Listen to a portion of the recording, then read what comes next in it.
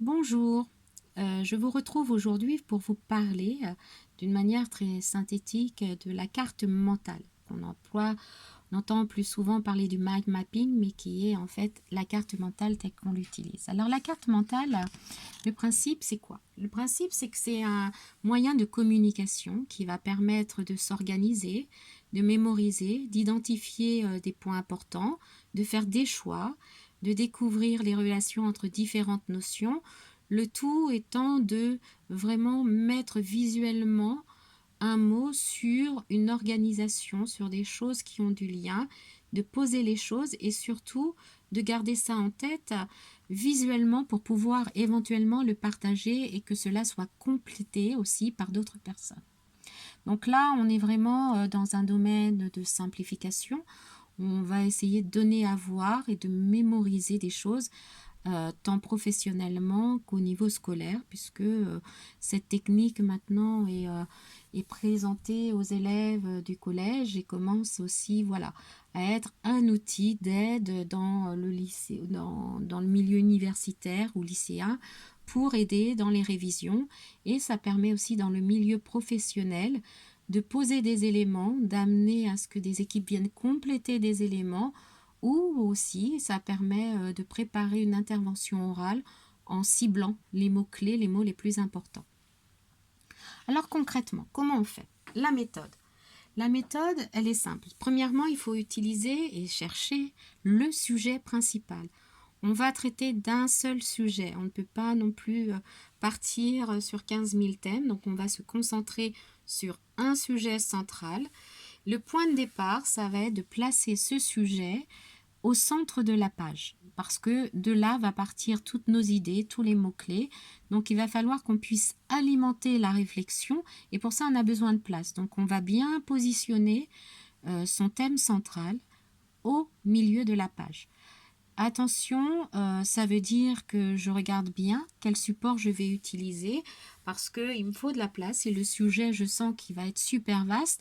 Vaut mieux que je prenne un format A3 et que je me laisse de la place ou A4 en horizontal et en écrivant mon titre au centre, mais peut-être pas aussi qui prennent toute la page. Donc c'est aussi bien pouvoir commencer à calibrer la répartition de l'information qu'on va pouvoir venir compléter. Donc j'ai identifié le sujet principal, je l'ai mis au centre de ma page. Maintenant, je vais commencer à identifier les mots-clés.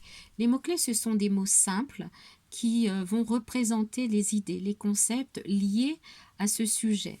Alors, par exemple, les mots-clés qui viennent quand on parle de carte mentale, c'est son usage au centre, il y a des branches, il y a des mots, il y a des illustrations, quels sont les avantages. Et tout ça, je vais les positionner, pas n'importe comment, je vais faire partir de mon noyau central des branches. Donc là, je vais commencer à donner de la structure du corps à, à mon schéma, à ma carte mentale.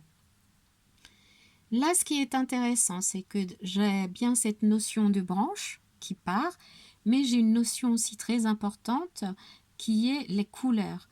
Il est important d'utiliser des couleurs différentes pour bien attirer l'attention et aussi capter un petit peu, identifier les sujets des uns des autres. Donc comme ça, quand on réfléchit, on voit le mot tout de suite, hop, ça nous permet d'aller un peu plus loin.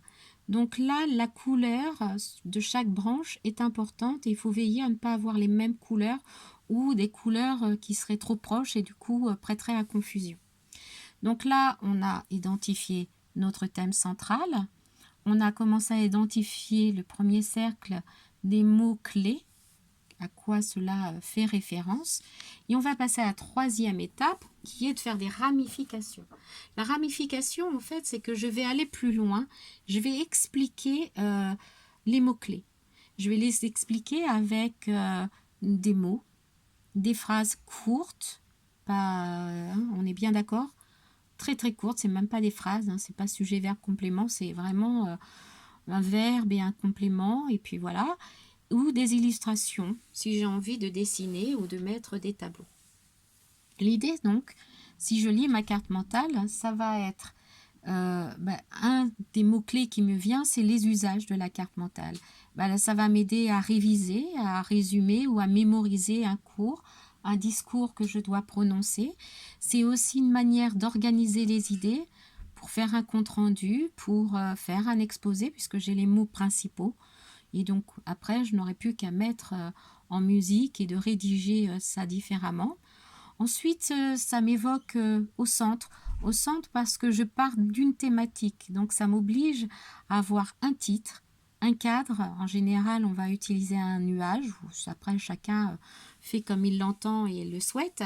Mais on va partir de ça pour vraiment centrer notre attention sur une thématique. Ensuite, il y a des branches. Les branches, ce sont tout ce qui part, toutes les ramifications qui partent un peu. Et ces branches, elles sont importantes parce que ça donne de la lisibilité. On essaye en général de donner une couleur par branche. Ça donne aussi un sens à la lecture. En général, on commence en haut à droite et on part dans le sens d'une aiguille d'une montre. Donc, c'est vraiment, voilà, on va suivre vraiment cette dynamique de ramification. Ensuite, on a des mots. Alors, en général, et comme on l'a dit tout à l'heure, on va être plutôt axé sur des mots importants, des mots clés, et on va veiller à avoir un mot par branche pour que ce soit facilement mémorisable et aussi parce qu'on peut voir plus facilement l'impact d'une notion et tout ce qui peut être impliqué ou pas derrière. Ensuite, c'est des illustrations. Donc là, c'est principalement écrit, mais on peut mettre des graphiques, on peut mettre des dessins, des schémas. Et quand même, les avantages de ma carte mentale, c'est quand même que c'est un bel outil d'aide à la mémorisation. C'est aussi un outil gain de temps parce que je ne rédige pas tout. Je mets vraiment les mots-clés les plus parlants. Et en cela, ça peut être vraiment quelque chose de très bénéfique dans le monde professionnel comme dans le monde scolaire ou familial. On peut faire aussi une mise en évidence. Au lieu de répéter gain de temps, ici organiser des idées et puis gagner du temps, je peux faire une connexion, une mise en relation avec des pointillés. Alors là, c'est pratique parce que c'est en haut du schéma. Attention toutefois, si jamais ça doit traverser, vaut mieux reprendre une autre ramification pour le refaire plutôt que noyer après le schéma avec plein de mises en relation. Donc là, on a vu qu'on était parti d'une idée centrale, d'une première, on va dire un premier cercle qui sont les mots-clés que ça m'inspire et sur lesquels je vais travailler pour ensuite développer ces mots-clés avec vraiment des mots pour expliquer et aller plus loin dans ce qui va me servir pour pouvoir exposer ensuite mon idée. J'ai donc fait mes ramifications. À titre d'exemple, mais vraiment très synthétique, on a différents modèles. Par exemple, voilà, je m'appelle Florence, j'ai une famille avec un mari, un père, des sœurs, des frères. J'ai des amis, aussi bien au niveau loisirs, poterie, mais aussi professionnel, intime. J'ai un travail et j'ai des loisirs. Donc, c'est une manière pour moi de synthétiser sur ce quoi je vais avoir envie de parler en gardant vraiment l'essentiel en tête. Ça peut être aussi une to-do list familiale, c'est-à-dire qu'on va venir chacun l'agrémenter au fur et à mesure si on oublie quelque chose. Donc, les principaux thèmes pour la fête d'anniversaire, ça va être de définir la date, les invitations, mais les invitations, c'est le carton, est-ce que c'est la poste, les relances, c'est aussi les cadeaux, est-ce que je dis quelque chose à la famille, les amis, c'est de prévoir la décoration à l'accueil, en intérieur, et puis la vaisselle, c'est aussi la nourriture, les gâteaux, les boissons, le salé, c'est prévenir les voisins du bruit qu'on va faire peut-être mettre une affiche et prévoir le nettoyage. Et du coup, on va pouvoir aller plus loin. Par exemple, pour le nettoyage, on pourra continuer la ramification en disant c'est un tel qui fera, et puis pour la poubelle, et puis le ménage, l'information, l'affiche, c'est un tel et un tel. Donc, ça peut être un moyen où chacun vient agrémenter, compléter l'information sur la to-do. C'est aussi, comme on dit, un moyen dans le monde professionnel de préparer ses interventions. Par exemple, dans un premier temps, je vais vous expliquer le déroulé, comment on va le faire. Ça peut être dans un deuxième temps, je vais prendre le thème des visuels, puis vous expliquer les canaux de diffusion, les moyens techniques. Donc, petit à petit, je vais avoir dans un premier cercle mon ordre du jour, le déroulé des différents points de l'intervention et derrière les mots-clés, ce que j'ai envie de dire et ce qui me semble être important à dire. Et du coup, mon intervention va être plus légère, plus fluide parce que je ne vais pas m'axer à lire quelque chose. J'ai devant moi les mots-clés et à partir de ces mots-clés-là, puisque j'ai préparé ma réunion en amont, j'ai mes mots-clés et je sais quels sont vraiment les mots les plus percutants, ce que j'ai vraiment envie de donner à voir aux gens qui participent à la réunion. Donc là, ce sont des exemples. Chacun peut faire autant de mind map comme il veut en regardant un film, en prenant des notes. Ça, c'est vraiment après un loisir à développer. En synthèse, qu'est-ce que je peux vous dire? Que déjà, mind map, c'est quand même, il y a des championnats du monde du mind mapping, c'est quelque chose qui est reconnu, il y a des professionnels, il y a des formations. D'un point de vue technique, l'usage des couleurs, c'est vraiment à ne pas négliger parce que ça facilite la lisibilité.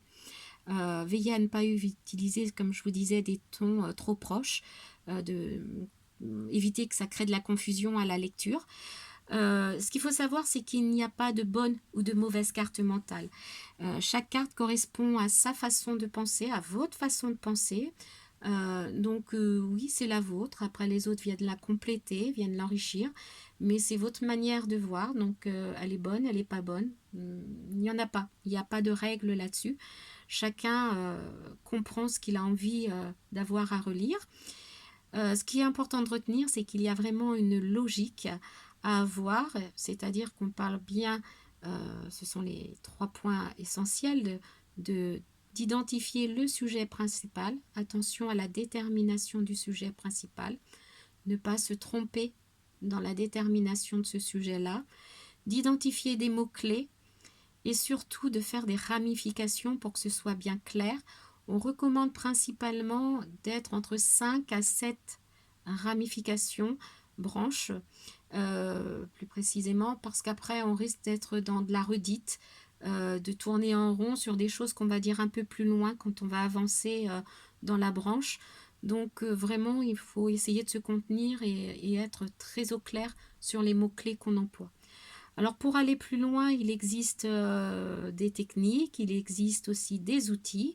Alors il existe des outils comme Freepline, FreeMind, Xmind, Keynote, enfin voilà, plein d'outils informatiques qui peuvent vous aider, qui peuvent rendre les choses plus lisibles, qui obéissent à ces règles pareilles de trouver l'objet. Ce sont que des outils pour mettre en forme.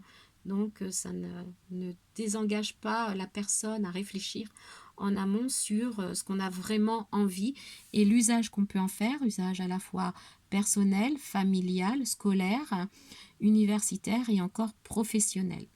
J'espère que ce petit quart d'heure vous aura donné un peu plus à voir sur qu'est-ce que la carte mentale et vous donnera envie d'en refaire. Et je vous remercie pour cette écoute. N'hésitez pas à faire des commentaires et je vous dis à très bientôt.